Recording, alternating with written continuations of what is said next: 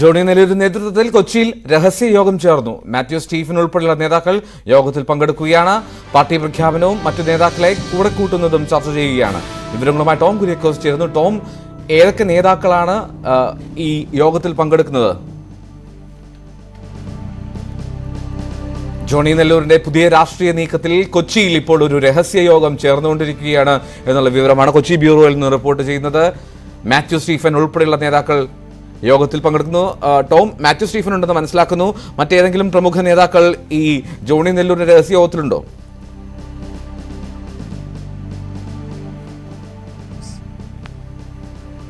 എൽദോ, ഇപ്പോൾ ജോണി നെല്ലൂരിന്റെയും മാത്യു സ്റ്റീഫന്റെയും മുൻ MLA മാത്യു സ്റ്റീഫന്റെയും നേതൃത്വത്തിലാണ് കൊച്ചിയിൽ രഹസ്യ യോഗം ചേരുന്നത്. നമ്മൾ ആ യോഗം നടക്കുന്ന സ്ഥലത്തെ ദൃശ്യങ്ങളാണ് ഇപ്പോൾ ന്യൂസ് 18 പുറത്തുവിട്ടിരിക്കുന്നത്. പക്ഷേ ആരൊക്കെയാണ് ഈ യോഗത്തിൽ പങ്കെടുക്കുന്നതെന്ന വിവരങ്ങൾ ഈ നേതാക്കന്മാർ പങ്കുവെക്കുന്നില്ല. കാരണം ഇതൊരു ഈ യോഗത്തിന് രഹസ്യ സ്വഭാവമുണ്ട്. പല നേതാക്കന്മാരുമായി ഇപ്പോൾ ആശയവിനിമയം നടത്തുകയാണ്. ഇന്ന് BJPയുടെ പ്രഭാരി പ്രകാശ് ജാവ്ദേക്കറുമായും ഈ നേതാക്കന്മാർ ജോണി നെല്ലൂരും മാത്യു സ്റ്റീഫൻ ഉൾപ്പെടുന്ന നേതാക്കന്മാർ കൂടിക്കാഴ്ച നടത്തിയേക്കുമെന്ന ചില സൂചനകളുമുണ്ട്. അതിന് മുന്നോടിയായിട്ടാണ് ഈ രാഷ്ട്രീയ പാർട്ടിയുടെ ഇവർ പ്രഖ്യാപിക്കാൻ പോകുന്ന രാഷ്ട്രീയ പാർട്ടിയുടെ ഒരു സ്വഭാവം എങ്ങനെയായിരിക്കണം. കാരണം നിലവിലൊരു ധാരണ കേരള കോൺഗ്രസിന്റെ ഒരു പൊതു സ്വഭാവം, അതായത് കേരള കോൺഗ്രസ് എന്ന പേരോ അതിന്റെ ഒരു സ്വഭാവമോ ഈ പാർട്ടിക്ക് വേണ്ടതില്ല. അതിനൊരു ദേശീയ ഒരു സെക്യുലർ സ്വഭാവമുള്ള ആ ഒരു കാഴ്ചപ്പാടോട് കൂടിയുള്ള പാർട്ടി ആയിരിക്കും രൂപീകരിക്കാൻ പോകുന്നത്. അതുമായി ബന്ധപ്പെട്ട ചർച്ചകളാണ് നടക്കുന്നത്. ഈ മാസം 22-ാം തീയതി, അതായത് ഈ വരുന്ന ശനിയാഴ്ച കൊച്ചിയിൽ നടക്കുന്ന സമ്മേളനത്തിൽ യോഗത്തിൽ പുതിയ പാർട്ടിയുടെ പ്രഖ്യാപനം ഉണ്ടാകും. നാഷണലിസ്റ്റ് പ്രോഗ്രസീവ് പാർട്ടി എന്ന ഒരു പേരിനാണ് ഇപ്പോൾ നിലവിൽ ഏകദേശ ധാരണയായിരിക്കുന്നത്. പക്ഷേ ഇക്കാര്യത്തിൽ ഒരു തീരുമാനമായിട്ടില്ല. നിലവിൽ ഈ നേതാക്കന്മാരുമായി സംസാരിച്ചപ്പോൾ നമുക്ക് മനസ്സിലാക്കാൻ കഴിയുന്ന വിവരമാണ് ഒരു നാഷണലിസ്റ്റ് പ്രോഗ്രസീവ് പാർട്ടി എന്ന പേരാണ് ഏകദേശം ഒരു ധാരണയിലേക്ക് എത്തിയിരിക്കുന്നത്. പക്ഷേ ഇക്കാര്യത്തിൽ ഒരു അന്തിമ തീരുമാനം അല്പസമയത്തിനകം തന്നെ ഈ യോഗത്തിൽ ഉണ്ടാകുമെന്നാണ് മനസ്സിലാക്കാൻ കഴിയുന്നത്. പക്ഷെ എന്തായാലും ഈ വളരെ കൃത്യമായി BJPയുടെ ഒരു നിർദ്ദേശപ്രകാരം തന്നെയാണ് ഇന്ന് ജോണി നെല്ലൂരിന്റെ അതോടൊപ്പം തന്നെ മാത്യു സ്റ്റീഫന്റെ നേതൃത്വത്തിൽ ഒരു കേരള കോൺഗ്രസിന്റെ പുതിയ പിളർപ്പുണ്ടായത് എന്ന് തന്നെയാണ് മനസ്സിലാക്കേണ്ടത്. നിലവിൽ നേതാക്കന്മാരുമായി സംസാരിച്ചപ്പോൾ നമുക്ക് മനസ്സിലാക്കാൻ കഴിഞ്ഞ കാര്യവും അത് തന്നെയാണ്. പക്ഷേ ഈ ജോസഫ് ഗ്രൂപ്പിലെയും മറ്റ് കേരള കോൺഗ്രസുകളിലെയും അസംതൃപ്തരെ ഒപ്പം കൂട്ടുക, അതോടൊപ്പം CPM-ലെയും CPI-ലെയും മുസ്ലിം ലീഗിന്റെയും മുൻ MLA-മാർ ഉൾപ്പെടുന്ന അസംതൃപ്തരായിട്ടുള്ള നേതാക്കന്മാരുമായും ഇവർ ഫോണിലൂടെ ആശയവിനിമയം നടത്തുന്നുണ്ട്. താല്പര്യമാണെങ്കിൽ ഇവർ കൂടെ കൂട്ടി ഒന്നിച്ച് പ്രവർത്തിക്കാനുള്ള ഒരു സന്നദ്ധതയാണ് അറിയിച്ചിരിക്കുന്നത്. പക്ഷേ ഈ പല നേതാക്കന്മാരും ഇതുവരെയും മനസ്സ് തുറന്നിട്ടില്ല. പക്ഷേ 22-ാം തീയതിക്ക് മുൻപ്, ഈ വരുന്ന ശനിയാഴ്ചയ്ക്ക് മുൻപ് ഏകദേശ ഒരു ധാരണയുണ്ടാകും. പക്ഷെ എന്തായാലും ഈ പാർട്ടി നിലവിൽ ഇവിടെ ഒരു തീരുമാനപ്രകാരം ഒരു ക്രൈസ്തവ സഭയുടെ മാത്രം പിന്തുണയുള്ളൊരു പാർട്ടി ആയിരിക്കില്ല. മറ്റ് ഒരു വിശാല സ്വഭാവമായിരിക്കും.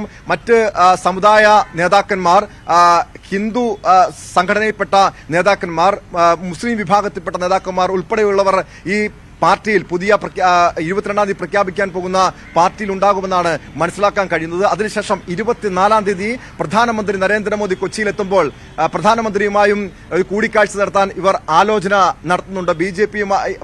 BJPയുടെ സംസ്ഥാന നേതാക്കളുമായി ഇത് സംബന്ധിച്ച അവർ അവരുടെ ആഗ്രഹം പ്രകടിപ്പിച്ചിട്ടുണ്ട്. പക്ഷെ എന്തായാലും ഈ പാർട്ടിക്ക് ഒരു കർഷക സ്വഭാവം, ഒരു കർഷകരുടെ ഉന്നമനത്തിന് വേണ്ടി പ്രവർത്തിക്കുന്ന എന്ന ഒരു പ്രതീതി സൃഷ്ടിക്കാൻ വേണ്ടി പുതിയ എന്തെങ്കിലും ഒരു പ്രഖ്യാപനം BJPയുടെയും അതോടൊപ്പം കേന്ദ്ര സർക്കാരിന്റെയും ഭാഗത്തു നിന്ന് ഉണ്ടാകണമെന്ന ഒരു ആവശ്യമാണ് ഇവർ മുന്നോട്ട് വയ്ക്കുന്നത്. അതിനു മുൻപ് നമുക്ക് മനസ്സിലാക്കാൻ കഴിഞ്ഞ കാര്യം, കത്തോലിക്ക സഭയിലെ 8 ബിഷപ്പുമാരുമായി കഴിഞ്ഞ ദിവസങ്ങളിൽ, കഴിഞ്ഞ 1-2 ആഴ്ചക്കിടയിൽ ഇവർ വിവിധ സ്ഥലങ്ങളിൽ പോയി കൂടിക്കാഴ്ച നടത്തിയിരുന്നു. അരമനകളിൽ പോയി ജോണി നെല്ലൂരും മാത്യു സ്റ്റീഫനും കൂടിക്കാഴ്ച നടത്തിയിരുന്നു.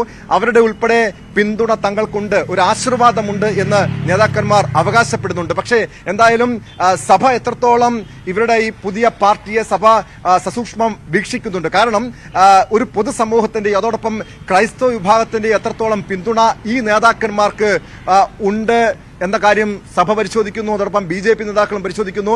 മാത്രമല്ല ക്രൈസ്തവ സഭയിലുള്ള യുവജന സംഘടനാ നേതാക്കളുമായും ഈ ജോണി നെല്ലൂരും മാത്യു സ്റ്റീഫനും കൂടിക്കാഴ്ച നടത്തുന്നുണ്ട്. കത്തോലിക്ക കോൺഗ്രസിന്റെ ചില ഉന്നത നേതാക്കന്മാരും ഇവരുമായി ചർച്ചകൾ നടത്തുന്നുണ്ട്. ഇപ്പോൾ കൊച്ചിയിൽ നടക്കുന്ന ഈ രഹസ്യ യോഗത്തിലും കത്തോലിക്ക കോൺഗ്രസിന്റെ ചില നേതാക്കന്മാർ ഉണ്ട് എന്നാണ് മനസ്സിലാക്കാൻ കഴിയുന്നത്. എന്തായാലും ഇന്നത്തെ ഈ രഹസ്യ യോഗം ഈ പുതിയ പാർട്ടി പ്രഖ്യാപനത്തിന് മുൻപ് ഏറെ നിർണായകം തന്നെയാണ്. ടോം, ഒരു ഔദ്യോഗിക പ്രഖ്യാപനം അത് എപ്പോഴത്തേക്ക് ഉണ്ടാകുമെന്നുള്ള സൂചന എന്തെങ്കിലും ലഭ്യമാണോ?